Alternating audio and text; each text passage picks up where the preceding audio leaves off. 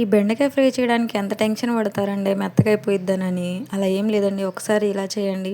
First of all మన ఛానల్‌ని కొత్తగా చూస్తున్నట్టయితే గనుక సబ్స్క్రైబ్ చేసుకోండి. అలాగే లైక్ చేసి షేర్ చేయండి. ఏం లేదండి, బెండకాయలని కళాయిలో వేసిన తర్వాత ఉప్పు, పసుపు ఫస్ట్ ఖచ్చితంగా వేయాలండి. ఉప్పు, పసుపు వేయడం వల్ల ఏంటంటే ఉప్పు ముక్కకి బాగా పట్టి ఆ బెండకాయలో ఉన్న జిగటంతా పోయే వరకు జస్ట్ 10 నిమిషాలు మగ్గబెడితే సరిపోతుంది. అలా చూడండి.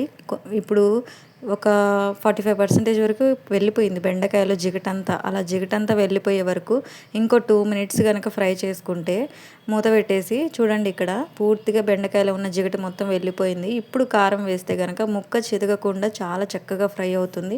కారం పచ్చివాసన పోయే వరకు బాగా మూత పెట్టేసి మగ్గబెట్టేసుకోండి. కలిదిప్పేటప్పుడు మాత్రం కింద నుంచి పైకి జస్ట్ అలా 2 సార్లు అంటే సరిపోతుంది. గట్టిగా కదపకండి. అలా బాగా ఫ్రై అయిన తర్వాత 4, 5 వెల్లుల్లి రెబ్బల్ని దంచి వేసుకుంటే సరిపోతుంది. మేక్ షూర్ టు సబ్స్క్రైబ్ చేసుకోండి ప్లీజ్.